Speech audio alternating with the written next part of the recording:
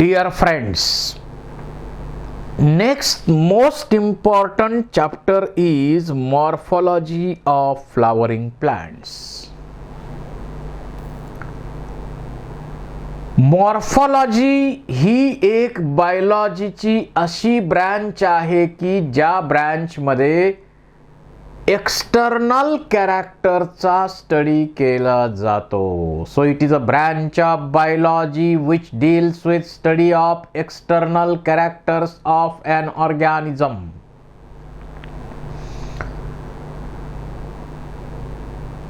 Thallophyta या ग्रुपमध्ये tissue differentiation झालेलं नाही. There is no differentiation. Plant body is undifferentiated. Slight differentiation of plant body is started in Bryophyta, and from Pteridophyta onwards, plant body is well differentiated into root, stem and leaves.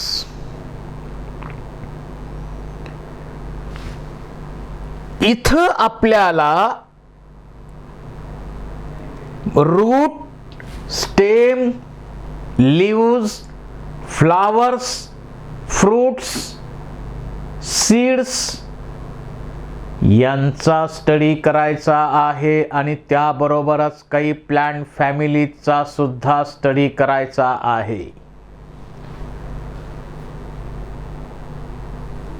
Morphology is a study of external characters of an organism.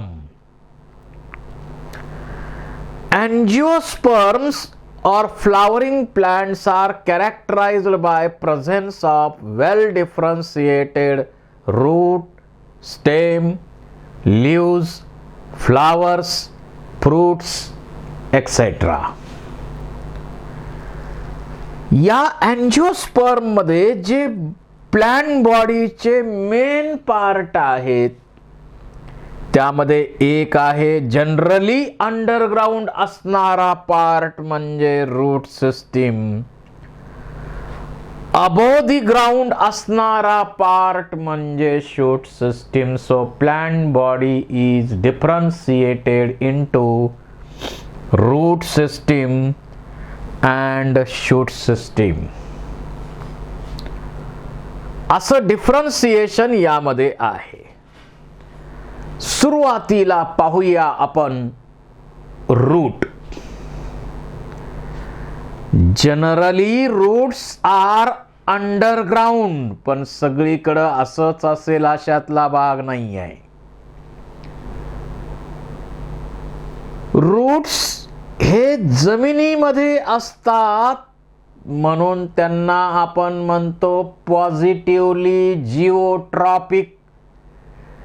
सूर्याच्या विरुद्ध दिशेनं वाढतात generally म्हणून त्यांना negatively phototropic. जमिनीमधल्या पाण्याच्या दिशेनं वाढतात म्हणून पॉझिटिव्हली हायड्रोट्रॉपिक असं आपण म्हणतो. रूट्स हे पॉझिटिव्हली जिओट्रॉपिक, पॉझिटिव्हली हायड्रोट्रॉपिक, निगेटिव्हली फोटोट्रॉपिक आहेत. जमिनीच्या दिशेनं वाढणारे रूट्स.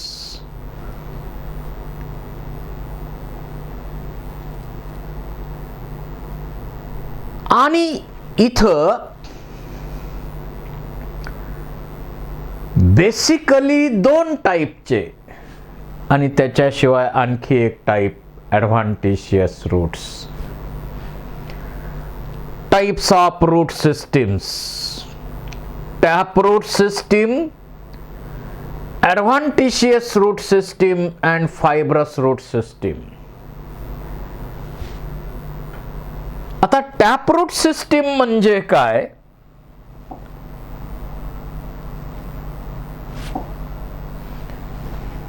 जनरली आपल्याला माहिती आहे एखादं सीड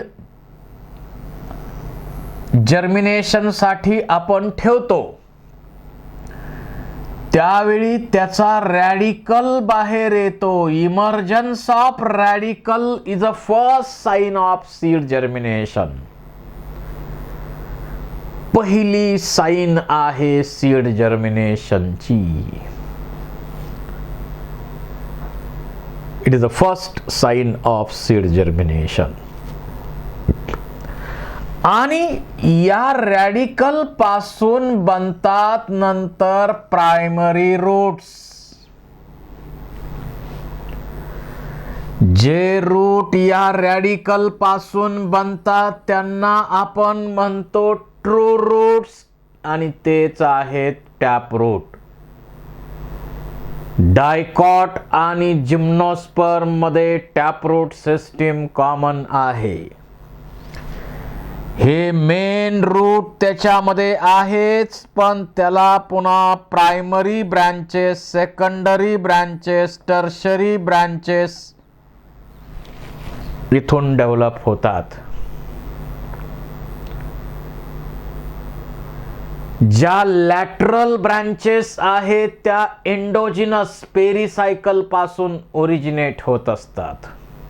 MCQ यावर विचारलेला आहे. These roots are deeply seated in soil. जमिनीमध्ये खोल असतात, त्यामुळं स्ट्रॉंग सपोर्ट त्या प्लांटला देण्याचं काम हे रूट्स करतात. जमिनीमध्ये खोल असणारं वॉटर, खोल असणारे मिनरल्स, जे डीप लेवलला सॉइल मध्ये वॉटर आणि मिनरल्स आहेत ते सरफेस लेवलला आणण्याचं काम, ते ॲब्सॉर्ब करण्याचं काम टॅप रूट सिस्टीम करते. So tap roots are deeply seated in soil. They gives firm attachment. They provide firm attachment to the plant body and absorbs water and minerals which are present in deeply seated in soil. अशी ही true route system आपल्याला पाहायला मिळते. तिला आपण म्हणतो tap route. त्यानंतर embryonic condition मध्ये radical पासून प्रायमरी रूट तयार होतात. रॅडिकल पासून प्रायमरी रूट तयार होतात, परंतु ते शॉर्ट लाईफ स्पॅन असलेले आहेत. They are ephemeral, that means short life having structures. आणि नंतर जे रूट्स तयार होतात ते स्टेमच्या बेसल नोड पासून तयार होत असतात. अशा प्रकारची जी रूट सिस्टीम आहे मोनोकॉट मध्ये पाहायला मिळते. टेरिडोफाइटा मध्ये सुद्धा फायब्रस रूट सिस्टीम आहे, सुपरफिशियल रूट सिस्टीम आहे, मच फायब्रस आहे, ट्रू रूट्स नाहीत. कारण रॅडिकल पासून बनले असतील तर ट्रू रूट आपण म्हणणार, परंतु स्टेमच्या बेसल पार्ट पासून, स्टेम पासून अराइज होणारे हे फायब्रस रूट्स आहेत. त्यानंतर ॲडव्हेंटिशियस रूट सिस्टीम. ॲडव्हेंटिशियस स्टेम पासून डेव्हलप होणारे, ॲडिशनल सपोर्ट किंवा अन्य कारणासाठी डेव्हलप होणारे अशा प्रकारचे जे रूट्स आहेत त्यांना आपण म्हणतो adventitious. So these are tap roots, fibrous roots and adventitious roots.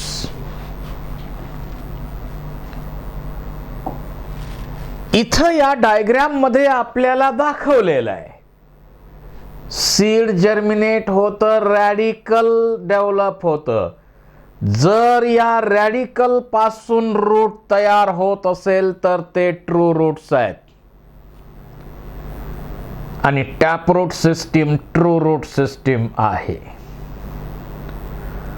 परंतु मोनोकॉट मध्ये या फायब्रस रूट सिस्टीम मध्ये रॅडिकल पासून प्रायमरी रूट बनतात, पण ते शॉर्ट लाईफ स्पॅनचे असतात आणि स्टेमच्या बेस पासून मग फायब्रस रूट तयार होतात. अशी जी रूट सिस्टीम आहे ती ट्रू रूट सिस्टीम नाही, आपण फायब्रस रूट्स म्हणतो. आणि ॲडिशनल पर्पज साठी डेव्हलप होणारे हे ॲडव्हान्टेशियस रूट्स.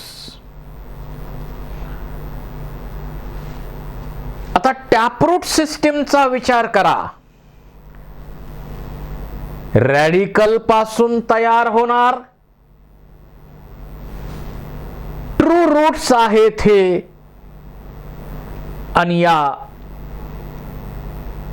टॅपरूट मध्ये डीपली सीटेड रूट्स आहेत, जमिनीमध्ये खोल असतात हे, आणि याच्यापासून प्रायमरी ब्रँचेस, सेकंडरी ब्रँचेस अशा ब्रँचेस तयार होतात, टर्शरी ब्रँचेस तयार होतात, रूट हेअर्स मोठ्या प्रमाणावर तयार होतात आणि मोठ्या प्रमाणावर सॉइल मध्ये डीप लेवलला असणारं वॉटर आणि जे मिनरल्स आहेत ते ॲब्सॉर्ब करण्याचं काम हे करतात. It consist of primary root, त्यालाच आपण टॅपरूट म्हणतो, and its branches that is lateral roots. Secondary असतील ते टर्शरी असतील. जनरली डायकॉट मध्ये हे पाहायला मिळतात, जिम्नोस्पर्म मध्ये पाहायला मिळतात. Primary root is elongated from radicle, radicle पासून बनलेले असल्यामुळं यांना ट्रू रूट्स म्हणायचं.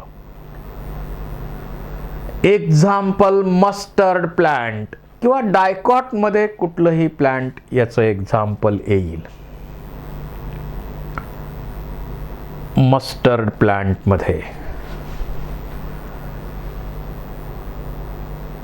प्लांट मध्ये हे एक्झाम्पल आपल्याला पाहायला मिळेल. त्यानंतर fibrous roots. In monocots, primary root is short-lived. Primary roots जे रॅडिकल पासून बनतात ते शॉर्ट लाईफ स्पॅनचे असतात and is replaced by large number of roots. These roots originate from the base of stem to form fibrous root system. मग ज्वार असेल, मेज असेल, rice असेल, शुगर केन असेल, कोकोनट असेल, हे सर्व प्लांट या टाइप मध्ये येतात. अशा प्रकारे स्टेमच्या बेस पासून अराइज होते fibrous root system.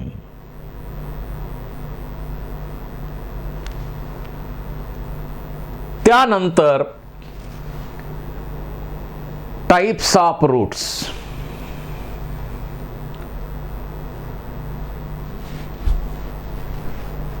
Adventitious root system, roots that arise from parts other than radical. जे रूट्स रॅडिकल पेक्षा वेगळ्या पार्ट पासून अराइज होतात त्यांना आपण म्हणतो ॲडव्हान्टिशियस रूट्स. जसे ग्रास मध्ये, बनियन ट्री मध्ये, मॉन्स्टेरा मध्ये ॲडव्हान्टिशियस रूट्स वेगवेगळ्या पर्पज साठी अराइज होतात. इथं पाहिलं आपण तर वेगवेगळ्या कारणासाठी हे ॲडव्हान्टिशियस रूट डेव्हलप झालेले आहेत.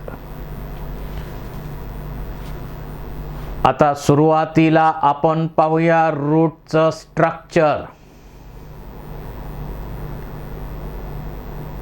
रूट्स जनरली अंडरग्राउंड आहेत आणि टिपिकल रूटचं स्ट्रक्चर आपण पाहिलं तर त्याच्यामध्ये पहिला पार्ट आहे रूट कॅप. रूट कॅप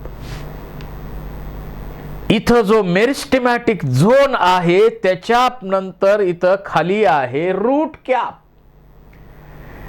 एकतर त्या मेरिस्टेमॅटिक रिजनचं प्रोटेक्शन करणं आणि यातून म्युसिलॅजिनस केमिकल सिक्रीट होतं, त्यामुळं त्या सॉइलमध्ये पुढं जाण्यास मदत करणं हे फंक्शन आहे रूट कॅपचं. Then it is followed by meristematic zone. त्या मेरिस्टेमॅटिक झोन मध्ये ज्या सेल्स आहेत त्यामध्ये सतत डिव्हिजन करून नवीन सेल बनवण्याची कॅपॅसिटी आहे. Then it is followed by region of elongation. ज्या नवीन तयार झालेल्या सेल्स आहेत त्या आता मोठ्या होत चाललेल्या आहेत, इलॉंगेट होत चाललेल्या आहेत. व्हॅक्युलेशन त्याच्यामध्ये होऊ लागलेलं आहे, त्याला आपण म्हणतो zone of elongation.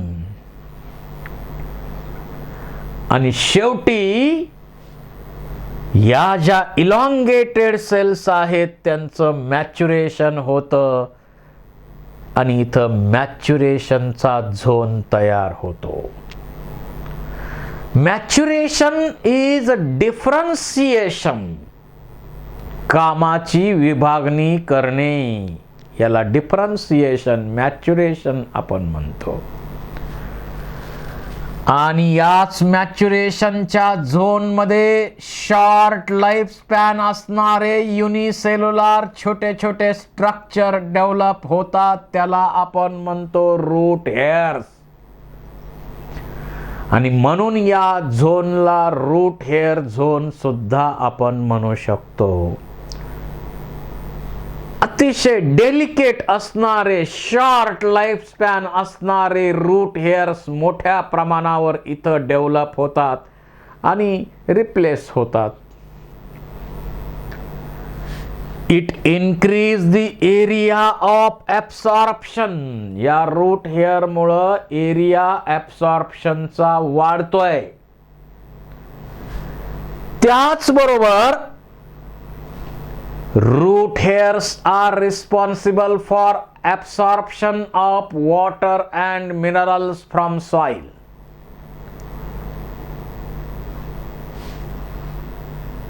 So this root is differentiated into root cap, zone of meristem, zone of elongation and zone of maturation having root hairs. अशा प्रकारे यामध्ये root cap, zone of meristem,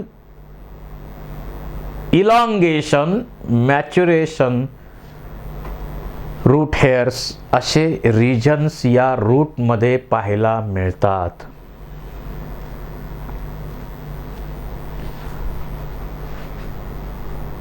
Root cap, it is covering at the apex of root. It protect the tender apex of root. म्हणजे मेरिस्टेमॅटिक region तिथंच आहे, त्याला प्रोटेक्शनचं काम याच्या सहाय्यानं केलं जातं.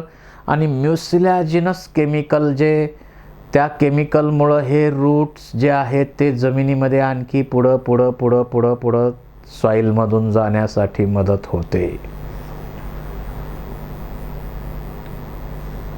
मेरिस्टेमॅटिक झोन जो आहे तिथं सेल्स स्मॉल असतात, थिन वॉल्ड असतात, डेन्स सायटोप्लाझम आहे आणि तिथं असणाऱ्या सेल्स सतत डिवाइड होतात. They have capacity to divide repeatedly to produce new cells.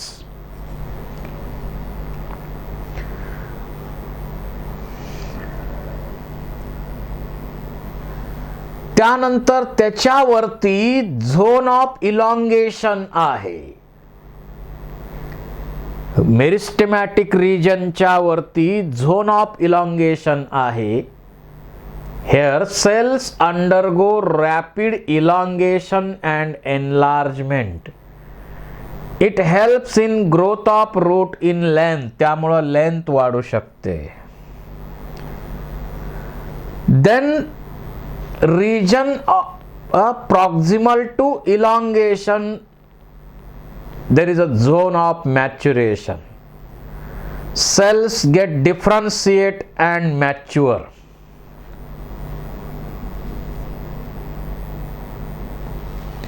Root hairs, very fine, delicate, thread-like structures formed from epidermal cells in the region of zone of maturation. They absorbs water and minerals from soil. जे route hairs आहेत ते water मिनरलचं absorption करण्यासाठी मदत करतात.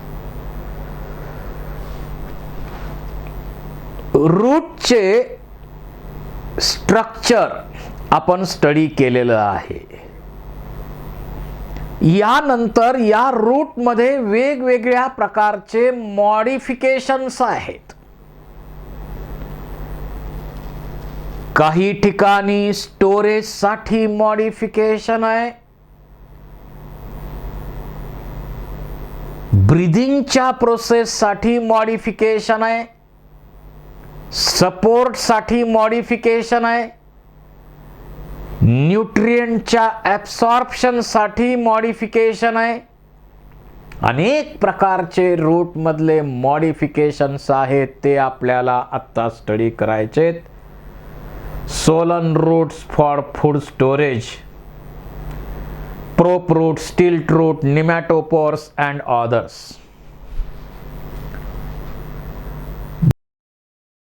जर आपण इथं पाहिलं तर वेगवेगळ्या प्रकारचे रूट वेगवेगळ्या कामासाठी मॉडिफाय झालेले आहेत.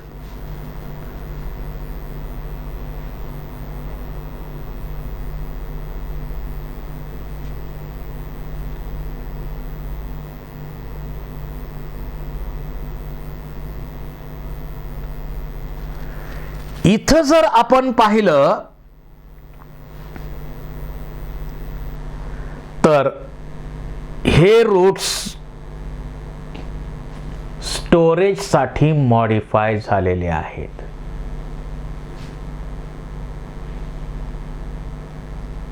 यामध्ये टर्निप आहे, कॅरॉट आहे, स्वीट पोटॅटो आहे, रॅडिश आहे. यांच्यामध्ये वेगवेगळ्या प्रकारे स्टोरेजसाठीच, पण जसं कोनिकल फॉर्म आहे.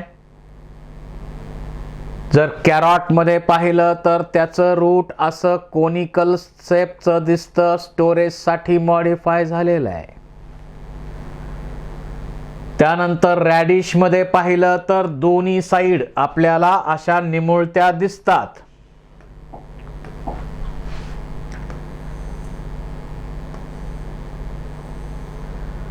दोन्ही साइडला निमुळतं दिसतं. त्यानंतर नॅपी फॉर्म मध्ये पाहिलं बीट मध्ये तर बेसल पोर्शन कसा आहे, सोलन दिसतो आपल्याला.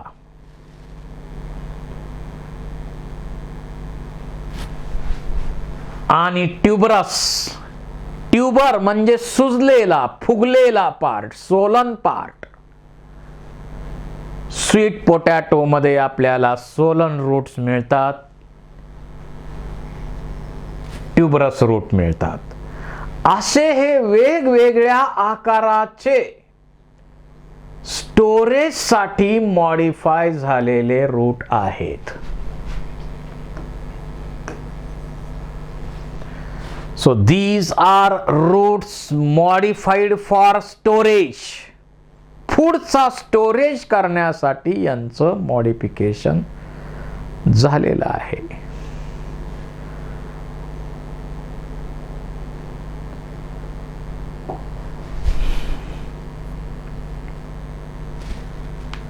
पहा, कॅरॉट मध्ये आपल्याला पाहायला मिळेल इथं कोनिकल शेपचं दिसतं. स्वीट पोटॅटो मध्ये आपल्याला इथं ट्यूबरस रूट दिसतात.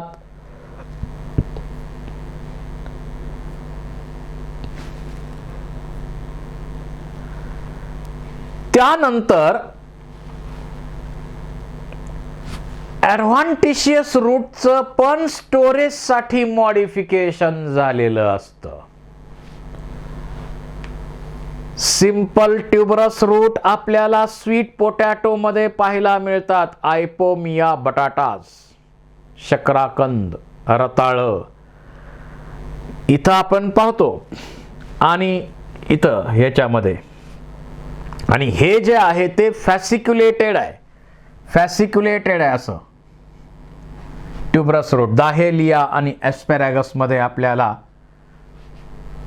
हे सिंपल ट्यूबरस आणि फॅसिक्युलेटेड ट्यूबरस असे रूट्स पाहायला मिळतात.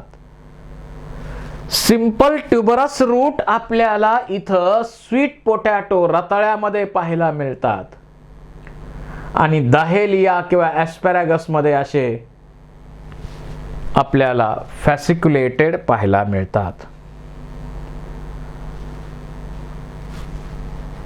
आता स्टोरेज साठी मॉडिफाय झालेले रूट आपण स्टडी केले. त्यानंतर सपोर्ट साठी मॉडिफाय झालेले काही रूट, ॲडिशनल सपोर्ट साठी मॉडिफाय झालेले काही रूट्स आपण पाहूया. प्रोप्रूट्स, वडाच्या पारंब्या, या पण जमिनीच्या दिशेने आहेत, पण जमिनीच्या वर तयार झालेत स्टेम पासून. कारण वडाचं झाड असं पसरत पसरत पसरत जातं आणि त्या फांद्यांना ॲडिशनल सपोर्ट देण्यासाठी त्याच्यापासून प्रोप्रूट्स अराइज होतात. Hanging structure that support the banyan tree. त्याच्यानंतर स्टिल्ट रूट्स, ज्वारी असेल, मका असेल, यांच्यामध्ये जर आपण पाहिलं, समजा ही स्टेम आहे, या स्टेम पासून फायब्रस रूट तयार झालेले आहेत. परंतु या स्टेमच्या बेसल, काही बेसल नोड पासून असे ऑब्लिकली प्लेस्ड रूट्स अराइज होतात. त्यांना आपण म्हणतो स्टिल्ट रूट्स. इथं आपल्याला दिसतात. So these are additional roots developed in some basal nodes. They are obliquely placed in soil and they gives additional support to the plant body. मकामध्ये, ऊसामध्ये, ज्वारीमध्ये अशा प्रकारचे आपल्याला रूट्स मिळतात. स्टिल्ट रूट ॲडिशनल सपोर्ट साठी. त्याच्यानंतर जे कोस्टल रिजनला वाढणारे प्लांट आहेत. कुठं पण कोस्टल रिजनला कुठं, ज्यावेळी भरतीचं पाणी येतं त्यावेळी या प्लांट किंवा तसे तिथं दलदलीचा भाग निर्माण होतो. अशा ठिकाणी वाढणारे जे प्लांट आहेत त्यांना आपण म्हणतो मँग्रोव्ज. मँग्रोव्ज म्हणतो. आणि त्या मँग्रोव्ज मध्ये अशा प्रकारचे रूट्स डेव्हलप होतात.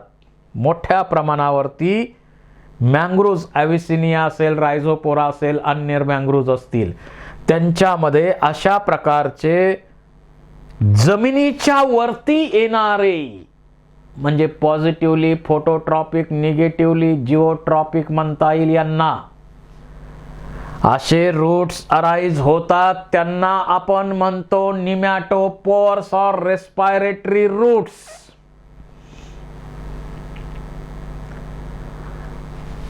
आता या रूटचा उद्देश काय, तर त्या दलदलीच्या एरियामध्ये त्या रूट्सना ऑक्सिजन पाहिजे, तो मिळत नाही. ब्रीदिंगच्या प्रोसेससाठी त्यांना जो ऑक्सिजन, म्हणजे रिस्पिरेशनसाठी ऑक्सिजन पाहिजे, तो मिळत नाही. आणि त्यामुळं ब्रीदिंगच्या प्रोसेससाठी त्यांनी स्पेशल रूट तयार केलेले आहेत. They grow vertically upward and get oxygen for respiration.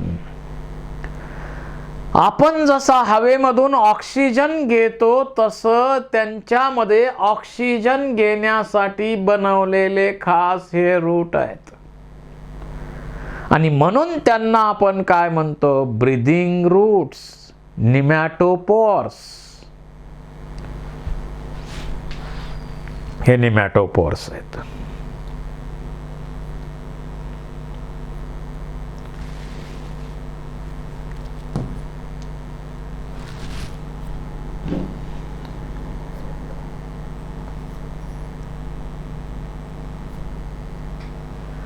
त्यानंतर इपिफायटिक रूट्स. इपिफाइट ऑर्किड्स. ऑर्किड्स हे असे छोटे प्लांट आहेत की जे मोठ्या झाडाच्या फांद्यांवरती वाढतात.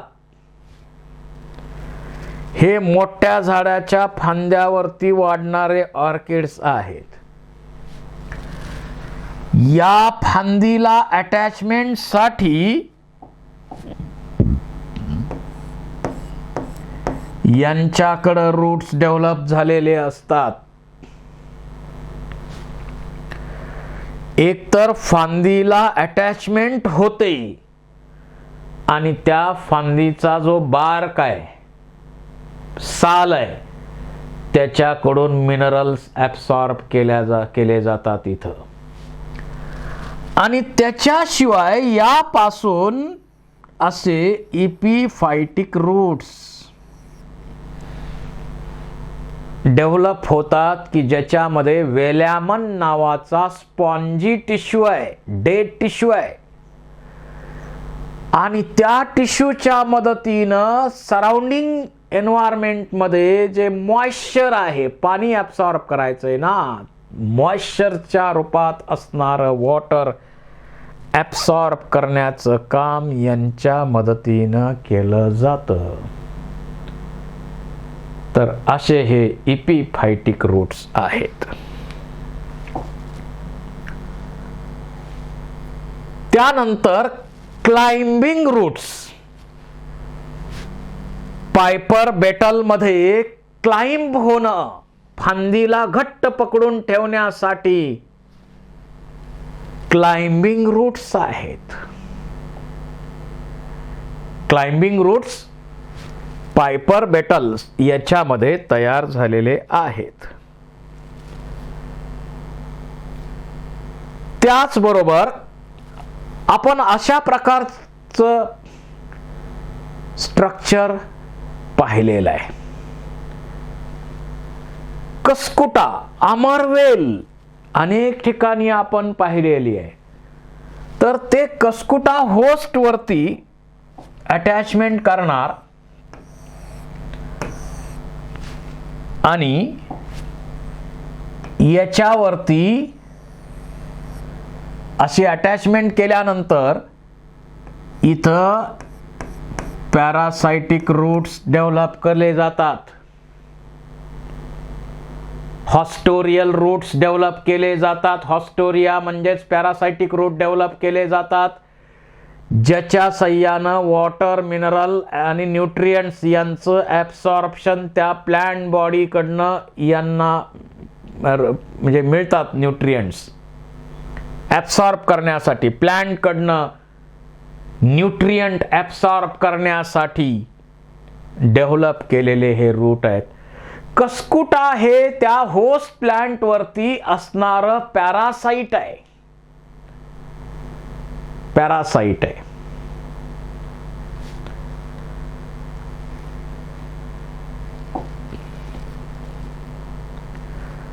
बट्रेस रूट अशा प्रकारचं स्ट्रक्चर सुद्धा आपण पाहिलेलं आहे. Buttress root. When roots spread horizontally, they are able to cover wider area for collection of nutrients. न्यूट्रिएंटच्या कलेक्शनसाठी अशा प्रकारचे रूट डेव्हलप झालेले आहेत.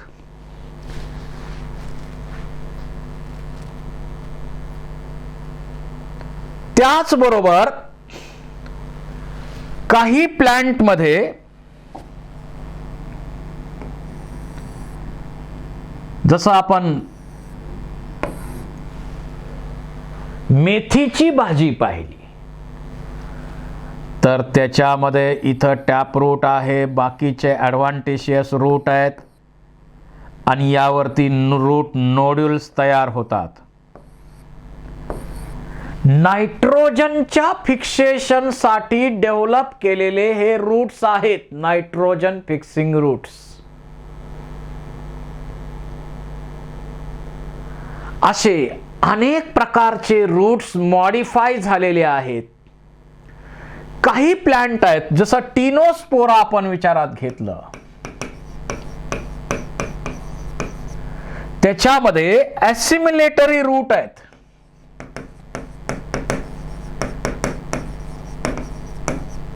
फोटोसिंथेटिक रूट आहेत आणि ते रूट्स वरती असतात आणि त्याच्यामध्ये क्लोरोफिल पिगमेंट असतात. तसा विचार केला तर रूट मध्ये फोटोसिंथेसिस ही गोष्ट फार फार रेअर आहे. जनरली रूट अंडरग्राउंड असतात आणि फोटोसिंथेसिस करायचा विषयच नाही त्यांचा. पण टिनोस्पोरा सारख्या प्लांट मध्ये ॲसिमिलेटरी फोटोसिंथेटिक रूट सुद्धा आहेत. असे अनेक प्रकारचे मॉडिफिकेशन रूट मध्ये केलेले आहेत.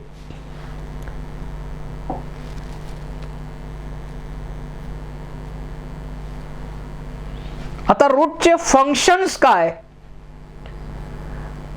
Fixation of plant body to substratum, absorption of water and minerals from soil,